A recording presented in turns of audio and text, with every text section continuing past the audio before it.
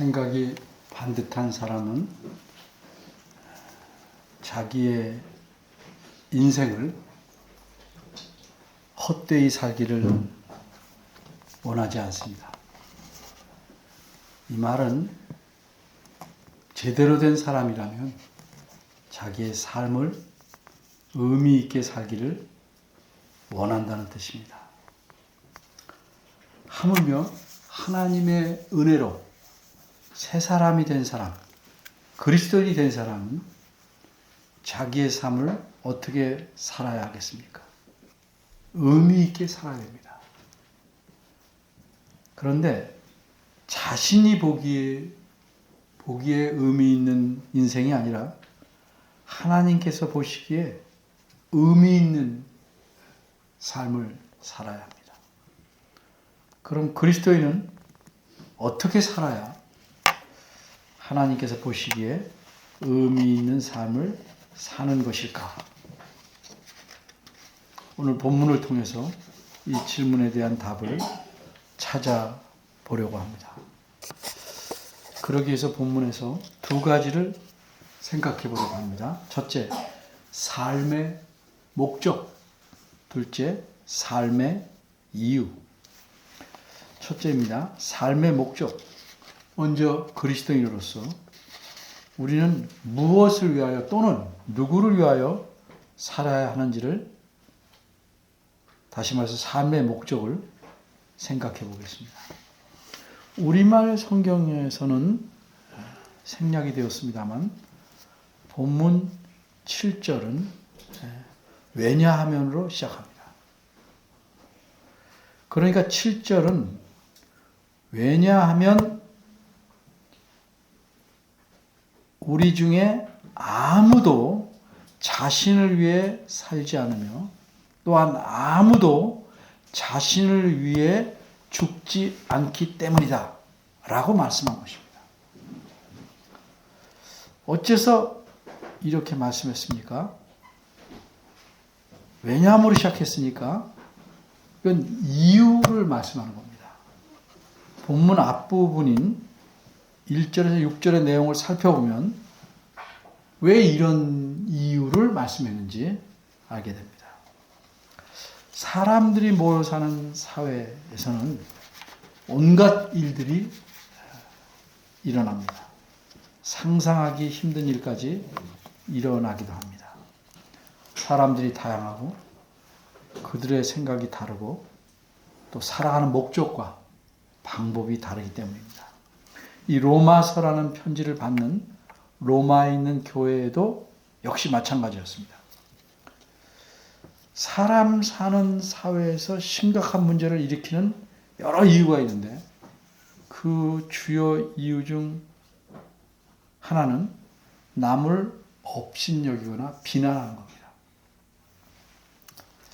어디서나 그럴 수 있듯이 교회 안에서도 강한 자와 약한 자가 부딪힙니다. 서로를 무시하거나 흉보고 비난합니다. 불평합니다. 물론 교회 아니니까 강한 자, 약한 자라고 구별하는 것은 육체적 힘이나 무슨 권력을 가리키는 것은 아닙니다. 여기서 강한 자, 약한 자는 믿음이 강한 자라고 볼 수 있는 사람, 믿음이 연약한 사람을 의미합니다. 믿음이 강화되는 사람과 연약화되는 사람이 서로 무시하고 비난한 일이 이 로마 교회에 생겼습니다. 좀 더 구체적으로 말하면 두 가지인데 하나는 음식의 문제였습니다. 어떤 그리스도인은 모든 것을 먹을 수 있었습니다.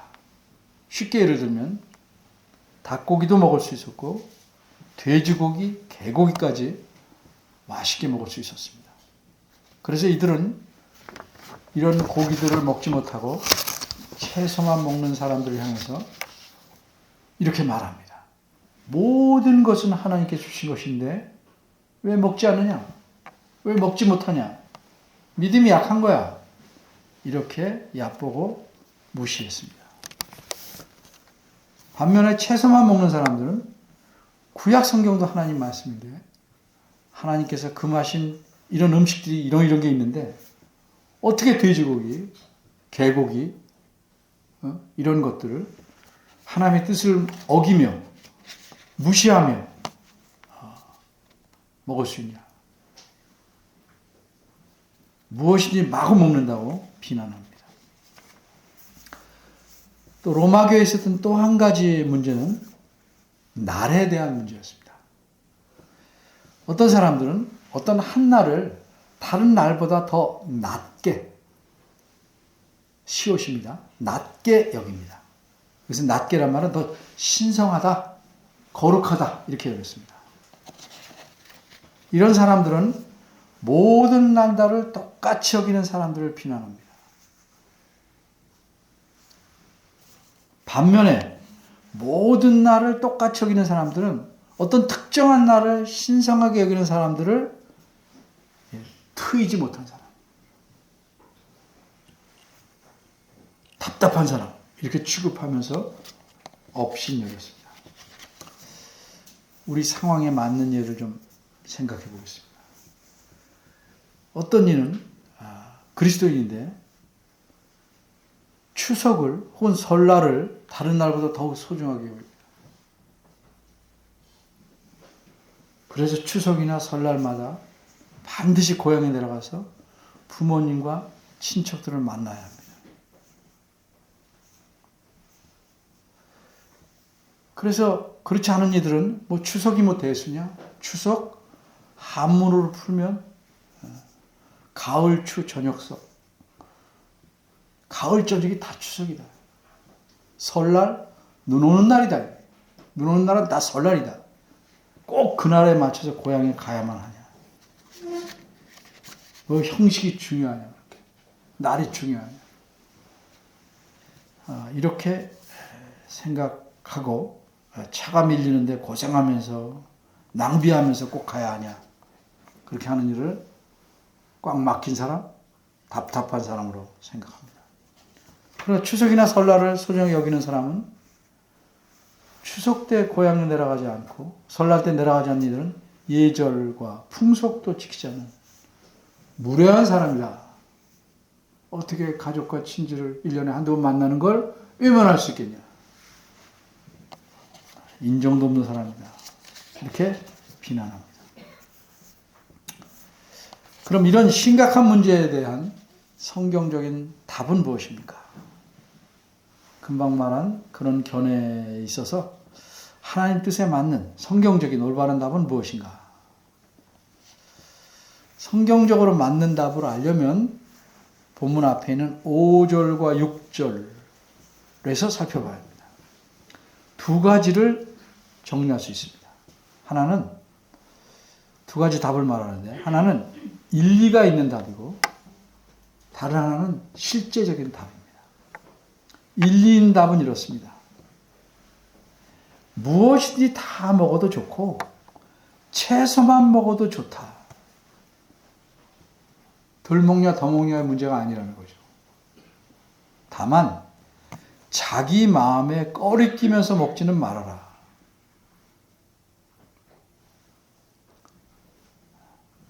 남이 뭐라든지 생각 말고 막 먹어라 이런 뜻은 아니에요.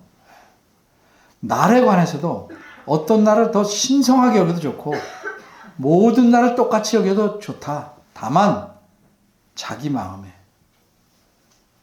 꺼리끼지 않는 뜻을 가지는 거예요.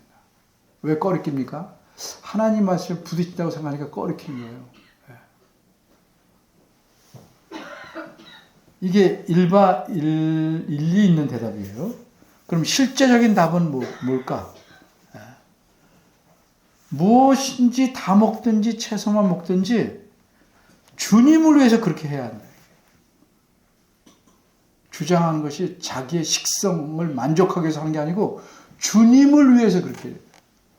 날에 관해서도 어떤 날을 다날보다 더 신성하게 여기든 모든 날 똑같이 여기든 내 편의를 위해서가 아니고 주님을 위해서 그렇게 해야 된다. 비슷한 문제도 많죠. 11조를 해야 되냐 말아야 되냐. 그렇게 말할 때 어떤 한 견해를 옳다고 하는 게 내 편이 내 유익을 위한 거냐, 주님을 위한 거냐. 자신은 알아요.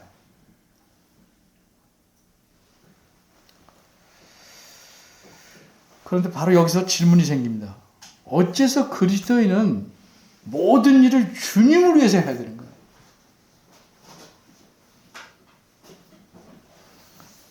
이 질문에 대답하면 어째서 그래야 되니까 하니까 대답하라면 뭐예요? 왜냐하면으로 시작해야죠. 왜냐하면 이렇게 대답이 시작돼야죠. 그래서 7절은 원문을 보면 우리말 빠지면 왜냐하면을 시작하는 겁니다. 왜냐하면 이렇게 시작합니다. 그래서 7절이 말씀한 대답을 다시 말씀드리면 왜냐하면 우리 중에 아무도 자신을 위해서 살지 않으며 또한 아무도 자신을 위해서 죽지 않기 때문에 이것이 어째서 그리스도인은 주님을 위해서 모든 일을 해야 하는가에 대한 답입니다. 우리 중에 아무도 자신을 위해서 살지 않고 자신을 위해서 죽지 않는다.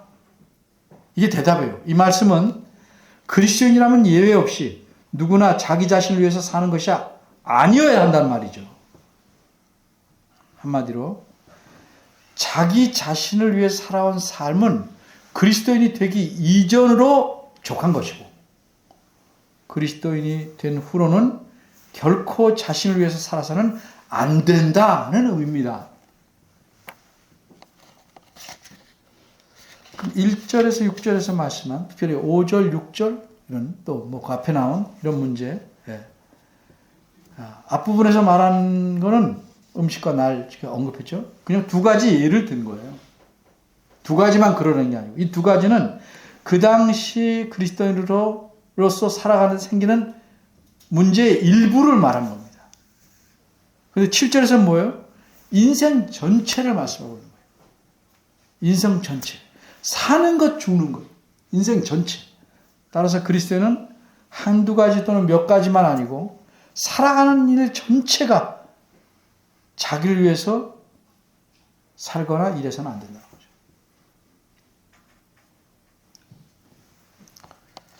그렇다면 그리스도인이 자신을 위해서가 아니라면 누구를 위해서 살아야 되고 일해야 되는가? 8절이 대답합니다. 8절도 왜냐하면을 시작합니다. 그러니까 7절, 8절은 다 왜냐하면을 시작하면서 6절에 대한 이유를 말합니다. 원문에서 다 왜냐하면을 시작합니다. 6절에 대한 이유를 부정적으로 대답한 것이 7절이고 긍정적으로 대답한 것이 8절입니다. 살아도 죽어도 6절이나 5절이 그 앞에 다요.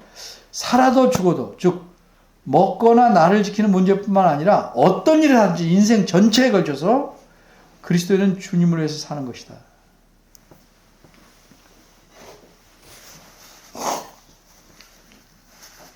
그리스도인의 인생이라는 것은 오직 주님을 위해서 존재하는 것이고 주님을 위해서 사는 것이다. 그래서 그리스도인이라고 하는 겁니다.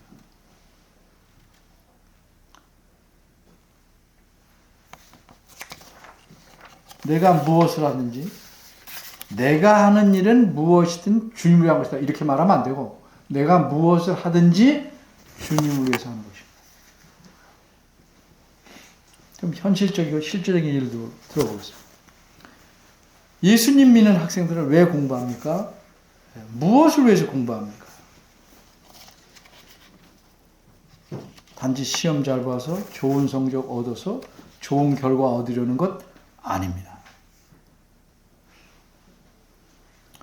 공부도 주님을 위해서 하는 겁니다. 주님을 위해서 하는 거기 때문에 열심히 하는 것이고 성실히 하는 겁니다. 등수를 올리려고 하는 게 아닙니다. 열심히 하고 성실히 했는데 등수가 올라가면 감사한 것이고 떨어져도 어쩔 수 없는 겁니다.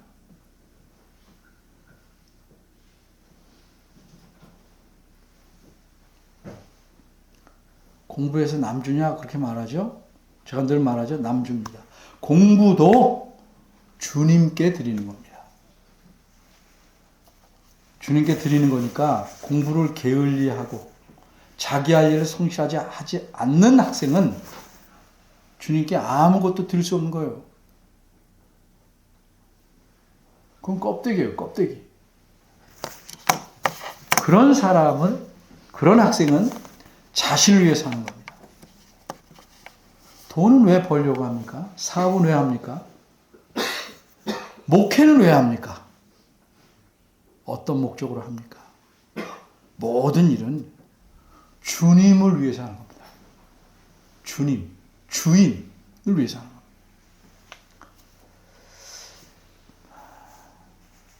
우리가 살아가며 행하는 모든 일은 하나도 빠짐없이 모두 주님을 위해서 하는 것입니다. 그런데 주님을 위해서 살거나 일한다고 하면 꼭 특정한 일을 하는 것만이라고 자꾸 생각해요. 잘못된 생각입니다. 예를 들면 목회자가 된다, 선교사가 된다, 이런 잘못된 풍조가 굉장히 많았습니다. 그것이 더 주님을 기쁘시게 한다? 아닙니다. 목회자나 선교사가 돼가지고 안 된 것보다 훨씬 못한 사람들이 수없이 많습니다. 왜? 그걸 통해서 자기의 영광을 취하고 유익을 구하기 때문입니다.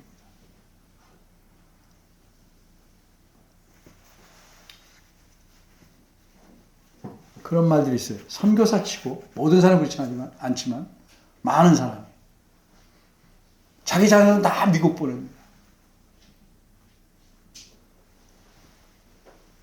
왜 선교사를 했는지 몰라요. 목회자도 그런 사람들 많아요. 정당하게 간 거를 말하지 않습니다. 그런 목적을 마음에 품고 모든 일을 행합니다.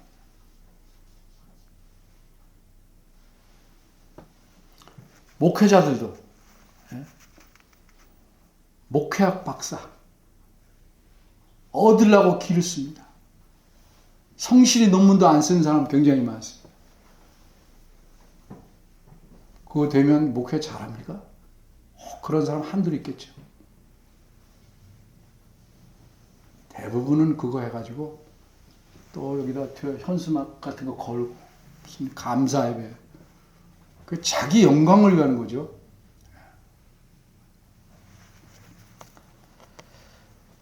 목회자가 되거나 선교사 되는 건요, 수많은 할 일 중에 하나일 뿐이에요.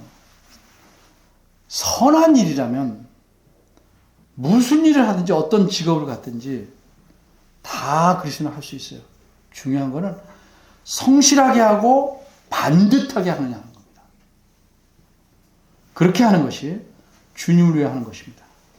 성실하고 반듯하게 사는 것이 주님을 위해서 사는 것입니다. 저희 교회에서 왜 직업에 대해 묻지 않습니까? 거의 묻지 않죠? 묻지도 못하게 하죠.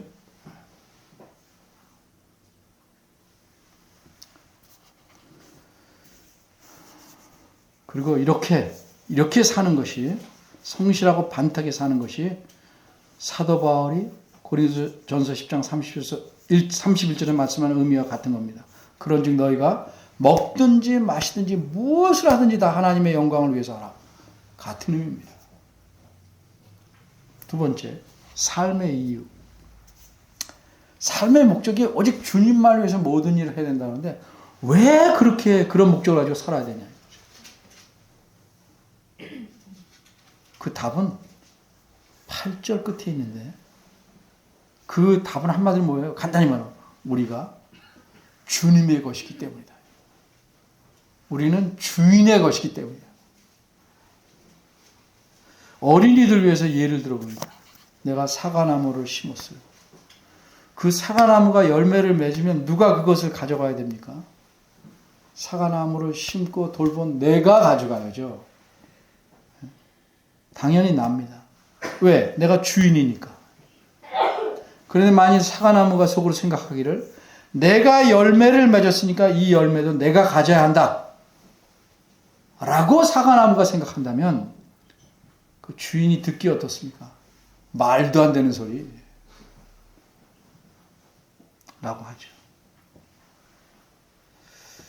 근데 또 사나무가 생각하기를 어차피 내가 갖지 못할 열매 이건 다 주인이 가져갈 거야. 에이 그러면 아무렇게나 되는 대로 열매를 맺어보자. 이렇게 생각한다면 어떻게 될까요? 그 나무는 주인이 보기에 쓸모없는 나무니까 잘라버려서 불쏘시개로 쓰든지 버릴 겁니다. 사과나무는 최선의 노력을 다해서 맛있는 사과를 맺어야 합니다. 누구를 위해서 그렇게 합니까? 주인을 위해서. 그럼 내가 어떻게 사과나무의 주인이에요? 내가 그 나무를 사다가 심고 갖고 왔으니까 내가 주인이죠. 이 주인을 위해서 사과나무는 맛있는 열매를 맺어야 합니다.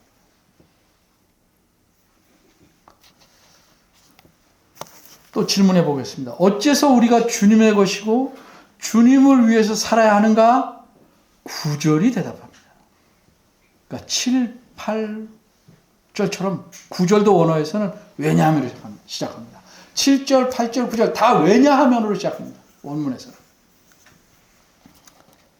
왜냐하면 이를 위하여. 9절 앞에 왜냐하면 이를 위하여. 이렇게 시작합니다. 무슨 뜻이에요? 이는 그리스도인들이 주님을 위해 인생 전체를 살게 하려고 그리스도께서 그들의 주인이 되셨기 때문이다 라는 뜻입니다. 그렇게 살게 하려고 그리스도께서 우리들을 그리스도인으로 만드셨기 때문이다. 그리스도께서는 이미 우리를 위해 마땅히 죄값으로 죽어야 할 우리 대신 죽으셨어요. 그리고 우리를 위해 우리로 의롭다함을 얻게 하려고 사랑하셨습니다. 그리스도께서 이처럼 죽어야 할 우리를 위해 대신 자신의 생명을 내어주셨어요. 그러니까 그리스도는 우리의 주인입니다.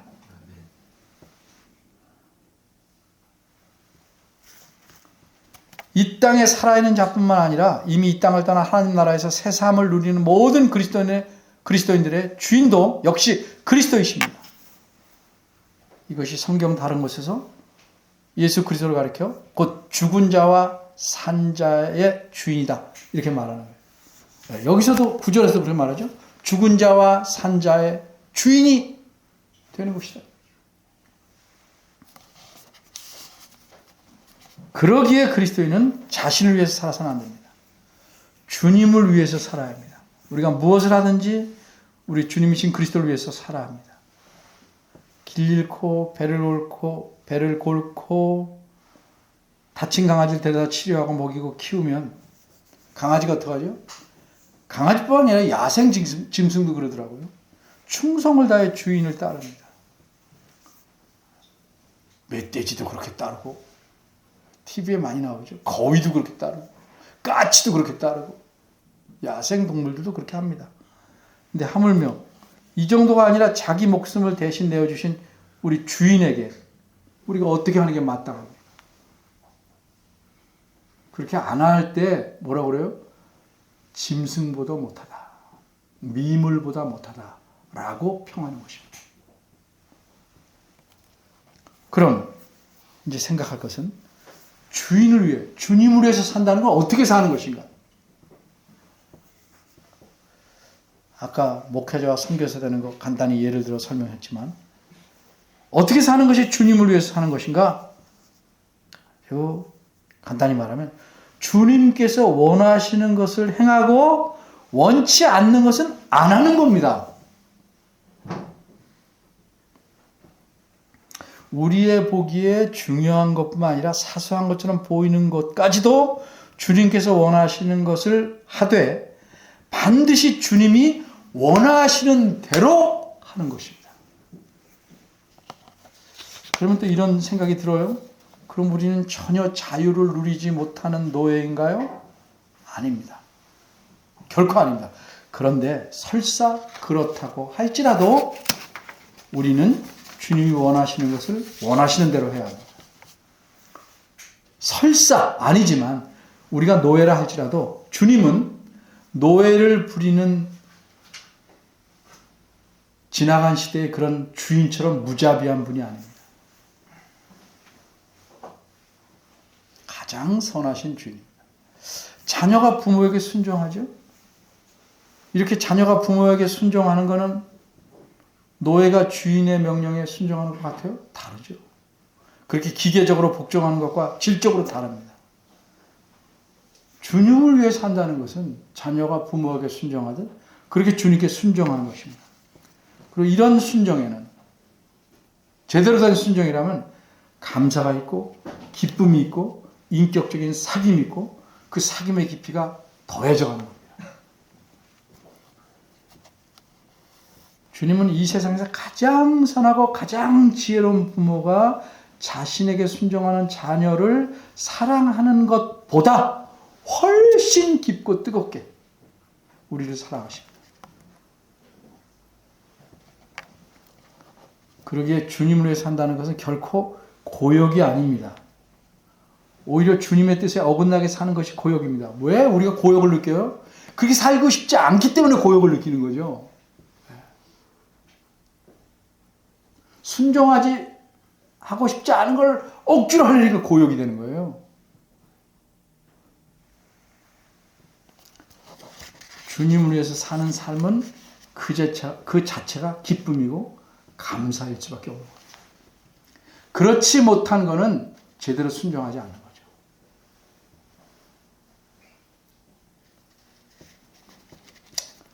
정리합니다. 본문은 우리에게 무엇을 말씀합니까? 하나님은 우리 주님이신 그리스도를 위해 살기를 우리에게 요구하십니다. 아주 간단 명령합니다. 그래서 우리를 그리스도인 삼으셨습니다. 그러니 우리가 우리 삶에 대해 좀 생각하며 반성해 봐야 됩니다. 나는 누구를 위해 살아왔고 살고 있는가? 열심히 예배하고 하나님 섬긴다고 하는데 실제로 내 마음에 누구를 위해 사는가? 나에게도 주인은 있어. 근데 그 주인 누굴까? 돈이 아닌가? 돈이 부르면 언제든지 달려간다면 내 주인은 누구예요? 돈입니다. 돈을 너무 사랑하기에 다른 것들은 아예 눈에 보이지 않는 것은 아닐까?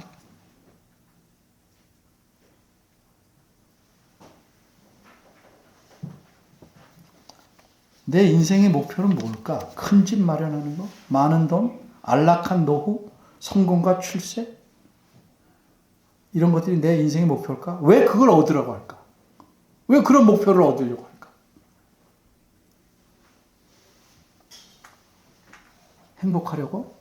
그건 그리스도는 아닌 사람이 대답하는 답이죠. 성경은 그렇게 행복을 얻는 게 아니라고 그랬고 누누이 말씀드리죠. 행복하려는 건 삶의 목적이 아니다 이거예요. 바른 목표를 세우고 살아가면 그게 행복이에요.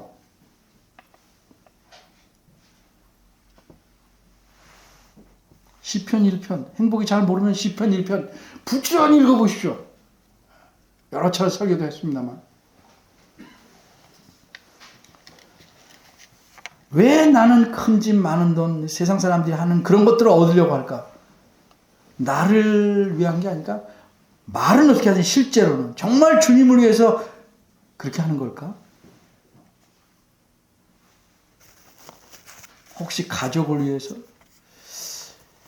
가끔 헷갈리는 게 주님을 위해서 산다는 사람은 가족도 내팽개치고 다 자기 마음대로 살아요. 성경적이 아니에요. 주님이 원하시대로 하는 게 아니에요.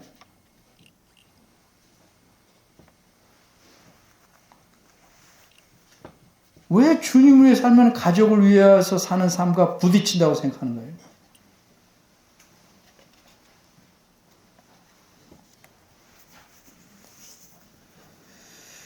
주님을 위해 살면, 주님의 뜻대로 행하고 살면 그것이 진정으로 가족을 위한 것이 됩니다.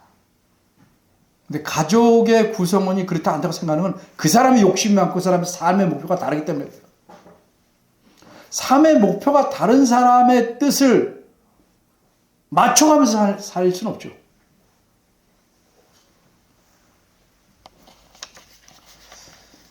자신을 위해 열심히 사는 사람들 자신의 목표를 이룰 수 있습니다. 왜? 성경 말씀대로 육신의 일도 심은 대로 거둘 수 있어요. 하나님께서 자비로우시니까. 그렇지만 그렇게 계속 살면 부지런히 살아도 그건 주님을 위한 인생이 아니므로 어느 한순간의 거품처럼 허무하게 혹은 비참하게 끝납니다. 우리가 아무리 똑똑해도 부유해도 사람들이 보기에 위대한 일을 할지라도 주님을 위해 살지 않는다면 여러분의 인생은 실패로 끝납니다. 호랑이는 가죽을 남기고 사람의 이름을 남깁니다. 이름을 수없이 남겨도 주님 위해서 살지 않은 사람은 그 삶이 하나님 보기에는 의미가 없는 겁니다. 실패로 끝난 겁니다. 왜 그렇습니까? 하나님께서는 우리 모두를 어린이에서 노인에 이르기까지 주님을 위해서 살도록 부르셨기 때문에 무엇을 하든지 주님을 위해 하도록 부르셨기 때문에 주님을 위해 주님이 기뻐하시는 삶을 사는 분들을 위해 사는 분들에게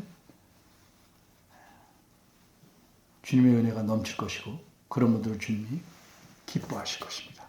어떤 사람이 될지 어떤 사람으로 살아야 할지를 깊이 생각해 보시기를 바랍니다. 기도하겠습니다. 은혜로우신 하나님, 우리를 그리스도를 통하여 새로운 사람으로 만들어 주셨는데 우리는 여전히 헌옷을 입고 사는 사람처럼 목표도 방향도 바뀌지 않은 채 갈팡질팡 하고 살지 않는지 돌아봅니다. 미련이 많아서 유황불에 타는 성을 뒤돌아본 롯의 아내처럼 우리가 예수 믿는다 따른다 하면서도 그렇게 살지 않는지